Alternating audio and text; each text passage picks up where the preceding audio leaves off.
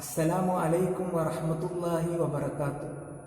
അൽഹംദുലില്ലാഹ് വസ്സലാത്തു വസ്സലാമു അലൻ നബിയിൽ മുസ്തഫ വഅലാ ആലിഹി വസഹ്ബിഹി അഹ്ലി തുഖ വന്നഖ മാ ബഅദ്. ബിസ്മില്ലാഹി മാ ശാ അല്ലാഹു കാൻ മാ ലം യശഅ ലാ ഹൗല വലാ ഖുവത ഇല്ലാ ബില്ലാഹി അലൈഹി തവക്കൽതു വഇലൈഹി ഉനീബ്. ഹസ്ബി അല്ലാഹു നിഅമൽ വകീൽ നിഅമൽ മൗലാ വനിഅമൻ നസീർ. ഇന്ത്യ മഹാരാജ്യം 74ാമത് സ്വാതന്ത്ര്യ ദിനം സെലിബ്രേറ്റ് ചെയ്യുന്ന ഒരു വേളയിലാണ് നാം ഇങ്ങനെ ഒരുമിച്ച് കൂടുന്നത്. നാഥൻ ഒരു സ്വാലിയായ അമലായി നമ്മളിൽ നിന്ന് ഇത് കബൂൽ ചെയ്യട്ടെ. 7 പതിറ്റാണ്ടായി ഇന്ത്യൻ ജനത ആഗസ്റ്റ് 15 സ്വാതന്ത്ര്യദിനമായി ആഘോഷിക്കുന്നു. സ്വാതന്ത്ര്യത്തിൻ്റെ യഥാർത്ഥ മാധുര്യം നാമെല്ലാം അനുഭവിക്കുന്നുണ്ട് എന്നാണ് പ്രചരിപ്പിക്കപ്പെടുന്നത്. സ്വാതന്ത്ര്യത്തിൻ്റെ മാധുര്യമെന്നത് ആ ദിനത്തോടനുബന്ധിച്ച് വിളമ്പുന്ന പായസത്തിലും മിഠായിലുമാണെന്ന് പുതുതലമുറ തെറ്റിദ്ധരിച്ചു വെച്ചിരിക്കുന്നു. സങ്കടമെന്ന് പറയട്ടെ, നമ്മെ ഭരിക്കുന്നതിന് വേണ്ടി നാം തിരഞ്ഞെടുത്തു ഇന്ദ്രപ്രസ്ഥത്തിലേക്ക് അയച്ച നമ്മുടെ ഗവൺമെന്റിനെ പരോക്ഷമായും അതിലേക്കാളേറെ നമ്മുടെയൊക്കെ മാനസ കൊട്ടാരങ്ങളെ പ്രത്യക്ഷമായും വൈദേശിക ശക്തികൾ ഇന്നും നിയന്ത്രിച്ചു കൊണ്ടിരിക്കുന്നു. ഇംഗ്ലണ്ടിന് വേണ്ടി ജൈവിളിക്കുന്ന പോർച്ചുഗലിന്റെ പതാക കൈകളിലേന്തുന്ന പുത്തൻ ജനത വൈദേശികാധിനിവേശം വില കൊടുത്ത് വാങ്ങുകയാണ്. ഇവിടെ നാം മറന്നു കളയുന്നത് നമ്മുടെ സ്വതന്ത്ര ഭാരതത്തിന്റെ വായു ശ്വസിക്കുന്നതിന് വേണ്ടി ബ്രിട്ടീഷ് പട്ടാളത്തോട് സന്ധിയില്ല സമരം നടത്തിയ ധീരദേശാഭിമാനികളായിരുന്ന പരശതം സ്വതന്ത്ര സമര സേനാനികളെയാണ്. സ്വാതന്ത്ര്യത്തിന്റെ ബലിക്കല്ലിൽ സർവസ്വവും സമർപ്പിച്ച ബ്രിട്ടീഷ് പട്ടാളത്തിന് തീതുപ്പുന്ന ബീരങ്കിക്ക് മുമ്പിൽ മരിക്കാൻ ഭയമില്ലട എന്ന് പ്രഖ്യാപിച്ച 1000 ധീരദേശാഭിമാനികളെ തിണവൽക്കരിക്കുകയാണ് ഇതിലൂടെ നാം ചെയ്യുന്നത്. വൈദേശിക അധിനിവേശത്തിനെതിരെ, ആധിപത്യത്തിനെതിരെ പിറന്ന നാടിന്റെ മക്കളുടെ സമര മുന്നേറ്റങ്ങളെയാണ് സ്വതന്ത്ര സമരം കൊണ്ട് വിവക്ഷിക്കുന്നതെങ്കിൽ 1498 വാസ്കോഡ് ഗാമ കോഴിക്കോട് കാപ്പാട് കപ്പലിറങ്ങുന്നതോടുകൂടി അറബിക്കടലിന്റെ ആർത്തിരമ്പുന്ന അലമാലകളിൽ ബ്രിട്ടീഷ് പടയോട് ഘോരമായി ഏറ്റുമുട്ടി 100 കണക്കിന് നാവിക യുദ്ധങ്ങൾ നടത്തിയ കുഞ്ഞാലി മലക്കാരന്മാരുടെ ചരിത്രം മുതലാണ് ഇന്ത്യൻ സ്വാതന്ത്ര്യ സമരം ആരംഭിക്കുന്നതെന്ന് ഡോക്ടർ CK കരീമിനെ പോലെയുള്ള ചരിത്രകാരന്മാർ നിരീക്ഷിച്ചിട്ടുണ്ട്. അറബിക്കടലിന്റെ ആർത്തിരമ്പുന്ന അലമാലകളിൽ ബ്രിട്ടീഷ് പടയുമായി ഏറ്റുമുട്ടി ഘോരഘോര യുദ്ധങ്ങൾ നടത്തി ആയിരക്കണക്കിന് പോരാളികളെ ആഹുതി കൊടുത്തുകൊണ്ടാണ് 1 നൂറ്റാണ്ട് കൂടുതൽ കാലം സാമൂതിരിയുടെ സേനാധിപന്മാരായിരുന്ന കുഞ്ഞാലി മലക്കാരന്മാർ ഈ രാജ്യത്തെ പറങ്കികളിൽ നിന്ന് രക്ഷിച്ചത്. ആരെന്ത് പറഞ്ഞാലും അവരുടെ ചെറുത്തുനിൽപ്പ് മൂലമാണ് പറങ്കികൾക്ക് ഇന്ത്യ മഹാരാജ്യം കോളനിയാക്കാൻ സാധിക്കാതെ പോയത്. ആര് ചരിത്രത്തെ വക്രീകരിച്ചാലും, ആര് ചരിത്രത്തിൽ വെള്ളം ചേർത്താലും കുഞ്ഞാലി മലക്കാരന്മാരുടെ സാമൂതിരിയുടെ സാമ്രാജ്യത്തിന് കാവൽ നിന്ന കുഞ്ഞാലി മലക്കാരന്മാരുടെ ത്യാഗോജ്ജലമായ ചെറുത്തുനിൽപ്പ് കൊണ്ടാണ് പറങ്കികൾക്ക് ഇന്ത്യയെ കോളനിയാക്കാൻ കഴിയാതെ പോയത്. AC 1600-ാം ആണ്ട് the gate way of India എന്നറിയപ്പെടുന്ന മുംബൈ നഗരത്തിന്റെ വടക്കു ഭാഗത്തുള്ള സൂറത്ത് തുറമുഖത്ത് വില്യം ഹോക്കിൻസ് കപ്പലിറങ്ങുന്നതോടു കൂടിയാണ് ബ്രിട്ടീഷ് ആധിപത്യം ഇന്ത്യയിൽ തുടങ്ങുന്നത്. രാജ്യത്തിന്റെ വിവിധ ഭാഗങ്ങളിൽ ഈസ്റ്റ് ഇന്ത്യ കമ്പനികൾ സ്ഥാപിച്ച് അധികാര പടംവലി അവർ തുടങ്ങിയപ്പോൾ അവർക്കെതിരെ ആദ്യമായി പോരാടാൻ വന്നത് ബംഗാളിലെ സിറാജുദ്ദൗള എന്ന് പറയുന്ന ഒരു മുസ്ലിമായിരുന്നു.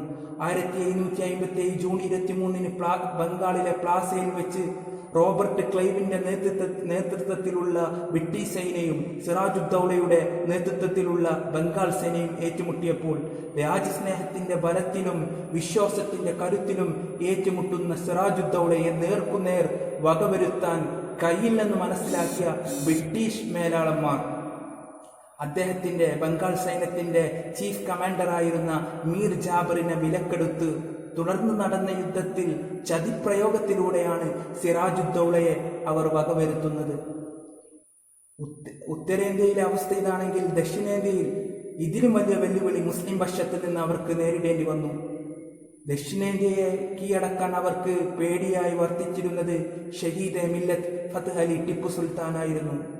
ഒട്ടനവധി പോരാട്ടങ്ങളിലൂടെ ടിപ്പുവിന്റെ മനോവീര്യവും യുദ്ധതന്ത്രങ്ങളുമെല്ലാം അനുഭവിച്ചറിഞ്ഞ ബ്രിട്ടീഷ് സൈന്യം ടിപ്പുവിനെ വകവരുത്താനും തന്ത്രങ്ങൾ ആരാഞ്ഞു. സുൽത്താന്റെ ചീഫ് കമാൻഡറായിരുന്ന മീർ സാദിഖിനെയും പൂർണ്ണയെയും വെള്ളിക്കാശ് നൽകി പാട്ടിലാക്കി. വിലപ്പെട്ട വിവരങ്ങളെല്ലാം ചോർത്തിയെടുത്തു. കോട്ടക്കകത്തെ ബീരങ്കികൾ നിർവീര്യമാക്കി. അങ്ങനെ 1799 മെയ് 4 ബ്രിട്ടീഷ് പട്ടാളത്തിന്റെ പേടി സ്വപ്നമായിരുന്ന മൈസൂർ കൊട്ടാരം അവർക്ക് മുമ്പിൽ മലർത്തേക്ക് തുറക്കപ്പെട്ടു. നേരിടാൻ തയ്യാറായ സുൽത്താന്റെ സൈന്യം അവരുടെ നേതാവ്, അവരുടെ കമാൻഡറായിരുന്ന മീർ സാദിഖിന്റെ ആജ്ഞ കേട്ടു.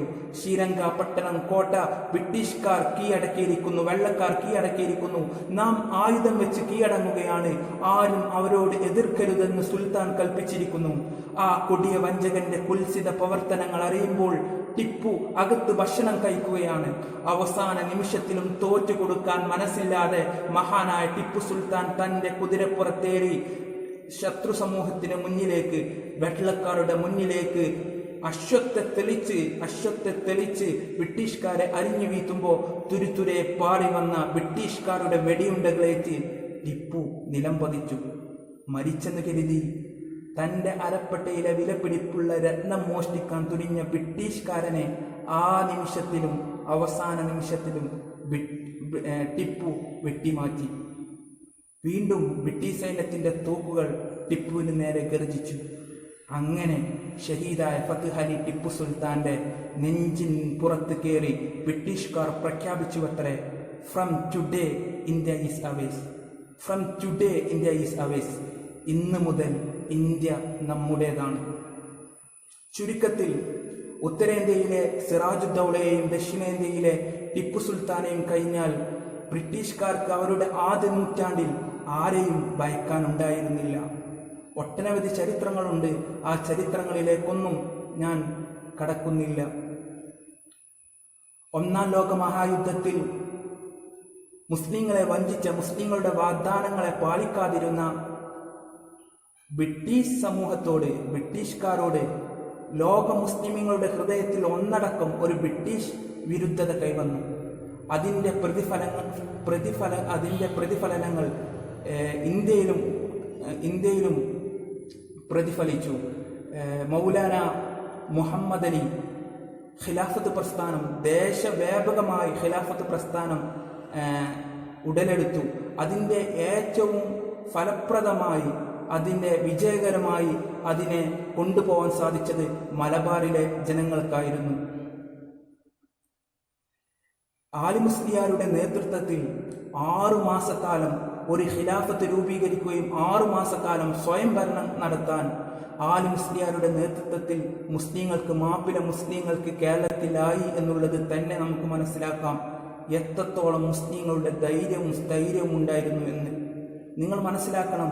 ബ്രിട്ടീഷുകാർ അധിനിവേശം നടത്തുന്ന, ബ്രിട്ടീഷുകാർ ഭരിക്കുന്ന ഒരു രാജ്യത്തിന്റെ ഒരു ഭാഗം 6 മാസക്കാലത്തോളം സ്വയം നിയന്ത്രിക്കാൻ ആൽ മുസ്ലിയാരുടെ നേതൃത്വത്തിലുള്ള ഖിലാഫത്ത് കമ്മിറ്റിക്ക് സാധിച്ചു എന്നുള്ളതാണ്. പക്ഷേ 1921 നവംബർ 20 ലോക മനസ്സാക്ഷിയെ ഒന്നടക്കം ഞെട്ടിക്കുന്ന ദാരുണ സംഭവം അരങ്ങേറി. വളരെ ദാരുണ സംഭവം. 64 വിപ്ലവ പോരാളികളെ തോക്കിൻ പാത്തിക്കൊണ്ട് ഒരു ചരക്ക് വണ്ടിയുടെ ഇരുമ്പ് ഡ്രാഗണിൽ കുത്തിക്കൊള്ളിച്ച് വായു ശ്വസിക്കാൻ കഴിയാതെ, ഒരു തുള്ളി വായു അകത്തേക്ക് കടക്കാൻ സാധിക്കാത്ത വിധം 64 വിപ്ലവ പോരാളികളെ തോക്കിൻ പാത്തിക്കൊണ്ട് ഒരു ചരക്ക് വണ്ടിയിൽ കുത്തി നിറച്ച് പോത്തന്നൂരിൽ എത്തി. വണ്ടി തുറന്നപ്പോൾ കണ്ടത് വളരെ സങ്കടകരമായ ഒരു അവസ്ഥയായിരുന്നു. മൂത്രത്തിലും മലത്തിലും കുളിച്ച് നാവ് പുറത്തേക്കിട്ട് വളരെ സങ്കടകരമായ അവസ്ഥയിൽ 64 വിപ്ലവ പോരാളികളും മരിച്ചു. ഈ വാർത്ത, ഈ ഒരു സംഭവം ബ്രിട്ടീഷുകാരെ പോലും കരയിച്ചു എന്നാണ് ചരിത്രം രേഖപ്പെടുത്തുന്നത്. ചരിത്രത്തിൽ വാഗൺ ട്രാജഡി എന്നാണ് ഇത് അറിയപ്പെടുന്നത്. മലബാറിലേക്ക് കടന്നു വന്നാൽ എത്രയോ പോരാളികളെ, എല്ലാ ചരിത്രങ്ങളിലേക്കും കടക്കാൻ നമുക്ക് സമയമില്ല. ഞാൻ നേരത്തെ പറഞ്ഞ കുഞ്ഞാലി മരക്കാരന്മാർ മുതൽ മമ്പുറം തങ്ങൾ, സെയ്ദ് ഫളിൽ പൂക്കോയ തങ്ങൾ, സൈനുദ്ദീൻ മഖ്ദൂം, അതുപോലെ നെല്ലിയംകുന്നത്ത് ആലി മുസ്ലിയാർ, വാര്യംകുന്നത്ത് കുഞ്ഞഹമ്മദ് ഹാജി തുടങ്ങിയ, വെളിയങ്കോട് ഉമർ ഖാദി തുടങ്ങിയ ഒട്ടനവധി മാപ്പിള പോരാളികളെ, മുസ്ലിം പണ്ഡിതരെ സ്വതന്ത്ര സമരത്തിൽ, ഇന്ത്യൻ സ്വതന്ത്ര സമരത്തിൽ നമുക്ക് കാണാൻ സാധിക്കുന്നതാണ്. മൗലാന മുഹമ്മദ് അലി ജൗഹറിന്റെ ചരിത്രം നമുക്കറിയാം. 1930കളിൽ ഒന്നാം വട്ടമേശ സമ്മേളനത്തിൽ പങ്കെടുക്കാൻ വേണ്ടി ബ്രിട്ടനിലേക്ക് പുറപ്പെട്ട മൗലാന മുഹമ്മദ് അലി ജൗഹർ ബക്കിംഗ്ഹാം കൊട്ടാരത്തിന്റെ കരിങ്കൽ ഭിത്തികളെ കിടുകിട വിറപ്പിച്ചുകൊണ്ട് ജോർജ് അഞ്ചാമന്റെ മുഖത്ത് വിരൽ ചൂണ്ടി പറയുന്നുണ്ട്, I want suspense of India. India മഹാരാജ്യത്തിന്റെ സ്വാതന്ത്ര്യത്തെയാണ് ഞാൻ ആഗ്രഹിക്കുന്നത്, ഞാൻ അഭിലഷിക്കുന്നത്. 7 നായിക പോലും നടക്കാൻ കഴിയാത്ത ഞാനുണ്ടല്ലോ 700 നായിക താണ്ടി ഇവിടെ വന്നിരിക്കുന്നത് വെള്ളപ്പിശാചുകളായ നിങ്ങളുടെ സൗന്ദര്യം കണ്ട് ആസ്വദിക്കാനല്ല, മറിച്ച് ഞാൻ പിറന്നു വീണ മണ്ണിന്റെ സ്വാതന്ത്ര്യത്തിനാണ്. എൻ്റെ രാജ്യത്തിന്റെ കാര്യം വരികയാണെങ്കിൽ ഒന്നാമതായും രണ്ടാമതായും മൂന്നാമതായും ഞാൻ പറയുന്നു, ഞാനൊരു ഇന്ത്യക്കാരനാണ്. എൻ്റെ മതത്തിൻ്റെ കാര്യം വരികയാണെങ്കിൽ ഒന്നാമതായും രണ്ടാമതായും മൂന്നാമതായും ഞാൻ പറയുന്നു, ഞാനൊരു മുസൽമാനാണെന്ന് പറഞ്ഞ് ബക്കിംഗ്ഹാം കൊട്ടാരത്തിന്റെ കരിങ്കൽ ഭിത്തികളെ കിടുകിട വിറപ്പിച്ച് ജോർജ് അഞ്ചാമന്റെ മൂക്കിന് മുനയിലേക്ക് വിരൽ ചൂണ്ടി സംസാരിച്ച് രക്തം ഛർദ്ദിച്ച് മരിച്ച മൗലാന മുഹമ്മദ് അലി ജൗഹർ ഒരു മുസൽമാനായിരുന്നു. എത്രത്തോളം ചരിത്രങ്ങൾ! വാര്യംകുന്നത്ത് കുഞ്ഞഹമ്മദ് ഹാജിയുടെ ചരിത്രം നമുക്കറിയാം. മലപ്പുറത്തെ കോട്ടക്കുന്നിലേക്ക് ബന്ദിയാക്കി കൊണ്ടുവന്നു വാര്യംകുന്നത്തിനെ. വാര്യംകുന്നത്തെന്ന പേര് പോലും ചിലരെയൊക്കെ എത്രത്തോളം ഭയപ്പെടുത്തുന്നു എന്ന് നമ്മൾ കണ്ടു. വാര്യംകുന്നത്തിനെ ബന്ദിയാക്കി കൊണ്ടുവന്നു. വാര്യംകുന്നത്ത് കരയുമ്പോൾ ബ്രിട്ടീഷ് സൈന്യം ചോദിച്ചു, ഹാജിയാരെ എന്താ പേടിയാണോ? ഹാജിയാർ മറുപടി പറയുന്നുണ്ട്, ഞാൻ കരയുന്നത് എൻ്റെ വെരി പേഴ്സണൽ ഇമോഷൻ കാരണമാണ്, വളരെ പേഴ്സണലായിട്ടുള്ള ഇമോഷൻ കാരണമാണ് ഞാൻ കരയുന്നത്. കാരണം ഞാൻ ഇന്ന് വീട്ടിൽ നിന്ന് ഇറങ്ങിയപ്പോൾ എൻ്റെ പേരമകൾ എന്നോട് പറഞ്ഞിട്ടുണ്ട്, ഉപ്പ തിരിച്ചു വരുമ്പോൾ എനിക്ക് മിഠായി കൊണ്ടുവരണമെന്ന്. ആ മിഠായിയുടെ സഞ്ചി എൻ്റെ അരപ്പട്ടയിലുണ്ട്. ഞാൻ ഇന്ന് തിരിച്ച് മയ്യിത്തായി പോയി എൻ്റെ വീട്ടിന് മുന്നിൽ കിടക്കുമ്പോൾ എൻ്റെ പേരമകൻ എന്നെ വിളിക്കുമ്പോൾ, ഉപ്പ മിഠായി എന്ന് പറഞ്ഞ് വിളിക്കുമ്പോൾ എനിക്ക് അതിന് മറുപടി കൊടുക്കാൻ സാധിക്കൂലല്ലോ എന്നോർത്താണ് ഞാൻ കരയുന്നതെന്ന് മൗലാന വാര്യംകുന്നത്ത് കുഞ്ഞഹമ്മദ് ഹാജി മറുപടി പറയുന്നുണ്ട്. പിന്നെ ഞാൻ കരയുന്നത്, നിങ്ങൾ സ്വതന്ത്ര സമര സേനാനികളെ കൊല്ലുന്നത് കണ്ണു മൂടിക്കെട്ടിയാണ്. അതുപോലെ സ്വതന്ത്ര സമര സേനാനികളെ പുറത്തേക്ക് വെടിവെച്ച് കൊണ്ടാണ് നിങ്ങൾ കൊല്ലുന്നത്. നിങ്ങൾക്ക് സാധിക്കുമെങ്കിൽ എൻ്റെ വിലങ്ങ് നിങ്ങൾ അയക്കണം. എനിക്ക് ഭയമില്ല. മറിച്ച് നിങ്ങൾ എൻ്റെ ഈ കണ്ണു മൂടിക്കെട്ടുന്നത് നിങ്ങൾ ഒഴിവാക്കണം. എന്നിട്ട് നിങ്ങൾ എൻ്റെ മുന്നിൽ നിന്ന് വെടിവെക്കണം. ബ്രിട്ടീഷ് സേനാ മേലാളന്മാർ പറയുന്നുണ്ട്, അപ്പോളജൈസ് എന്നൊരു പദമെഴുതുമോ, മാപ്പ് എന്ന പദമെഴുതിയാൽ നിങ്ങളെ ഞങ്ങൾ വെറുതെ വിടാമെന്ന് പറയുന്നുണ്ട്. വാര്യംകുന്നത്ത് പറഞ്ഞത് എന്തിനാണ്?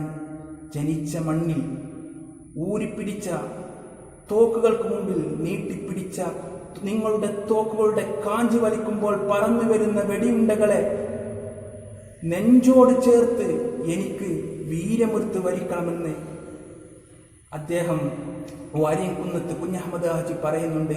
നിങ്ങളുടെ വെടിയുണ്ടകളെ വിരുമാറ് കാണിച്ചുകൊണ്ട് ആ വെടിയുണ്ടകളേച്ച് എനിക്ക് ഭാരതാംബയുടെ മുകളിൽ വീരമൃത്യു മരിക്കണമെന്ന് വാര്യംകുന്നത്ത് കുഞ്ഞഹമ്മദ് ഹാജി പറയുന്നുണ്ട്. ഇങ്ങനെ ഒട്ടേറെ ചരിത്രങ്ങൾ. ബ്രിട്ടീഷ് അധിനിവേശ പോരാട്ടത്തിന്റെ കുളമ്പടി ഒച്ച കേട്ട കാലത്ത് അള്ളാഹുവിന്റെ ഭൂമിക്ക് നികുതി തരാൻ മനസ്സില്ലട എന്ന് പറഞ്ഞ വെളിയങ്കോട് ഉമർ ഖാദി മുതൽ എത്രയോ ചരിത്രങ്ങൾ. ആ ചരിത്രങ്ങളിലേക്കൊന്നും ഞാൻ കടക്കുന്നില്ല. പുതിയ കാലത്ത്, ഫാസിസത്തിന്റെ കാലത്ത്, മുസ്ലിമീങ്ങളെ നിങ്ങൾ പാകിസ്ഥാനിലേക്ക് പോകണം എന്ന് പറയുന്ന കാലത്ത് പ്രിയപ്പെട്ടവരെ, നിങ്ങൾ ഇന്ത്യയുടെ സ്വാതന്ത്ര്യ സമരം പഠിക്കണം. പ്രിയപ്പെട്ട മാപ്പിള മക്കൾ നടത്തിയ 1000 ജാജ്വലമാനമായ ചരിത്രങ്ങളെ നിങ്ങൾ പഠിക്കണം. എന്നിട്ട് ഇന്ത്യ എന്ന് പറയുന്നത് ആരുടെയും തറവാട് സ്വത്തല്ല. ഇന്ത്യ എന്ന് പറയുന്നത് മുസൽമാനും ക്രിസ്തുവും ജൈനനും ബുദ്ധനും ഹിന്ദുവും എല്ലാം പാഴ്സിയും സിഖുകാരനും തോളോട് തോൾ ചേർത്ത് കൊക്കോട് കൊക്കുരുമ്മി സ്നേഹത്തോടെ പാരസ്പര്യത്തോടെ സഹിഷ്ണുതയോടെ ആർദ്രതയോടെ ജീവിക്കുന്ന ഒരു പൂന്തോപ്പിലെ വ്യത്യസ്തമായ വർണ്ണങ്ങളുള്ള പൂക്കളെപ്പോലെ ഒരുമിച്ച് ജീവിക്കുന്ന ഒരു നാടായി, ഒരു നല്ല നാടായി, ലോകരാഷ്ട്രങ്ങൾക്ക് മുമ്പിൽ തലയുയർത്തി ശിരസുയർത്തി നിൽക്കുന്ന ഒരു രാജ്യമായി ഇന്ത്യ മാറണം. ഒരു മനോഹരമായ റെയിൻബോയെ പോലെ violet, IndiGo, blue, green, yellow, orange, red എന്ന പോലെ വ്യത്യസ്ത വർണ്ണങ്ങളായി ഹിന്ദുവും മുസൽമാനും ക്രിസ്തുവും ജൈനനും ബുദ്ധനും പാഴ്സിയും സിഖുകാരനും മതമുള്ളവനും മതമില്ലാത്തവനും തോളോട് തോൾ ചേർത്ത് സഹിഷ്ണുതയോടെ സ്നേഹത്തോടെ പാരസ്പര്യത്തോടെ ജീവിക്കുന്ന അതിമനോജ്ഞമായ ഒരു ഉൽബുല്ല ബാലരവിയുടെ അരുണോദയത്തെ, ഒരു മനോഹരമായ ഉഷസന്ധ്യയെ നമുക്ക് കിനാവ് കാണാം. നമുക്ക് അതിനുവേണ്ടി പ്രാർത്ഥിക്കാം. അല്ലാമ ഇക്ബാൽ പറഞ്ഞ പോലെ ജഹാം സെ അസ്ലെ ഈമാൻ സൂറത്തെ ഖുർഷീദ് ഹെ, ഇധർ ടൂപ്പെ ഉധർ നിക്കലെ, ഇധർ ടൂപ്പെ ഉധർ നിക്കലെ. ഒരു മുസ്ലിമിനെ സംബന്ധിച്ചിടത്തോളം ലോകം മുഴുവൻ പ്രകാശം വിതറുന്ന പ്രകാശവാഹിനിയാവുക. ലോകം മുഴുവനും പ്രകാശം വിതറുന്ന പ്രകാശവാഹിനിയാവുക. ഇന്ത്യയുടെ വൈദിക സംസ്കാരം, ഇന്ത്യയുടെ ഹൈന്ദവ സംസ്കാരം പറയുന്നത് മാതാച്ച പാർവതീ ദേവി, പിതാ ദേവോ മഹേശ്വര, മാനവ ബാന്ധവ സർവേഷു ദേശം ഭുവനത്രയം. ഇന്ത്യയുടെ ഹൈന്ദവ സംസ്കാരം മഹേശ്വരൻ എന്ന ഒരു പിതാവിനെ കാണിക്കുന്നു, പാർവതി എന്ന ഒരു അമ്മയെ കാണിക്കുന്നു. പരിശുദ്ധ ഇസ്ലാം കുല്ലുക്കും മിൻ ആദം വാദം മിൻ തുറാബ്, ആദം അലൈഹി ഇസ്ലാമിനെ കാണിക്കുന്നു, ഹവയെ കാണിക്കുന്നു. എന്നിട്ട് പറയുന്നു നിങ്ങളെല്ലാം മണ്ണിൽ നിന്നാണെന്ന്. ഇവിടുത്തെ ക്രിസ്തു മതം, യേശു ക്രിസ്തു നിരന്തരം ഉദ്ഘോഷിക്കുന്നു, പ്രഘോഷണം ചെയ്യുന്നു, ഞാനോ ശിരസ് നിങ്ങളോ അവയവങ്ങൾ എന്ന്. പരിശുദ്ധമായ ഇസ്ലാം എത്രയോ കാലം മുമ്പ് നിലപാട് വ്യക്തമാക്കിയിട്ടുണ്ട്. ലൈസ മിന്ന മൻ ദആ ഇലൽ അസബിയ്യ വലൈസ മിന്ന മൻ ഖാതല അലൽ അസബിയ്യ വലൈസ മിന്ന മൻ ഖുതില അലൽ അസബിയ്യ. വർഗീയത വാദിക്കുന്നവനോ വർഗീയതയിലേക്ക് ക്ഷണിക്കുന്നവനോ വർഗീയതയ്ക്ക് വേണ്ടി വധിക്കപ്പെടുന്നവനോ നമ്മളിൽപ്പെട്ടവനല്ലെന്ന് പരിശുദ്ധ റസൂൽ സ്വല്ലല്ലാഹു അലൈഹി വസല്ലം പറയുന്നു. ഞാൻ എൻ്റെ വാക്കുകൾ അല്ലാമ ഇക്ബാലിൻ്റെ ഒരു കവിതാശകലം നിങ്ങളുടെ മുന്നിൽ വെച്ച് ഞാൻ അവസാനിക്കുകയാണ്. ഷിക്വേ ജവാബെ ഷിക്വയിൽ അല്ലാമ ഇക്ബാൽ അള്ളാഹുവിനോട് പരിഭവം പറയുന്നുണ്ട്. സൊഫേ ദഹർ സെ ബാതിൽ കോ മിട്ടായ ഹംനെ, അള്ളാഹുവെ ഈ ലോകത്ത് നിന്ന് തിന്മകളെ വിഭാടനം ചെയ്തത് ഞങ്ങളാണ്. തേരെ കഅബേ കോ ജബീനോം സെ ബുസായ ഹംനെ, നിന്റെ കഅബാലയത്തെ നെറ്റിത്തടം കൊണ്ട് ചേർത്തു വെച്ചതും ഞങ്ങളാണ്. തേരെ ഖുർആൻ കോ സീനോം സെ ലഗായ ഹംനെ, നിന്റെ ഖുർആനെ നെഞ്ചോട് നെറ്റിത്തടം കൊണ്ട് ചേർത്തു വെച്ചതും ഞങ്ങളാണ്. ഫിർബിയെ ഗിലാഹെ, എന്നിട്ടും അല്ലാഹുവേ നിനക്ക് പരിഭവമാണോ? അം വഫാദാർ നഹീം, ഞങ്ങളെല്ലാം വാഗ്ദാനം പാലിക്കുന്നവരല്ല എന്ന് നിനക്ക് പരിഭവമാണോ? അം വഫാദാർ നഹീ തോ തൂ ദിൽദാർ നഹീം, അല്ലാഹുവേ ഞങ്ങൾ വാഗ്ദാനം പാലിക്കുന്നവരല്ലെങ്കിൽ തൂ ദിൽദാർ നഹീം, നീ ഒരിക്കലും കാരുണ്യവാനുമല്ല എന്ന് അല്ലാമ ഇക്ബാൽ അള്ളാഹുവിനോട് പരിഭവം പറയുന്നുണ്ട്. ജവാബ് ഷിക്വയിൽ അള്ളാഹു മനോഹരമായി അതിന് മറുപടി കൊടുക്കുന്നത് അല്ലാമ ഇക്ബാൽ അവതരിപ്പിക്കുന്നുണ്ട്. സൊഫേ ദഹ്സെ ബാതിൽ കോ മിട്ടായ കിസ്നെ, ഈ ലോകത്ത് നിന്ന് അക്രമത്തെ അനീതിയെ വിഭാടനം ചെയ്തത് ആരാണ്? കിസ്നെ ആരാണ് എന്നാണ് ചോദിക്കുന്നത്. മേരെ കഅബേ കോ ജബീനോം സെ ബുസായ ഹംനെ, എൻ്റെ കഅബാലയത്തെ നെറ്റിത്തടം കൊണ്ട് ചുംബിച്ചതാരാണ്?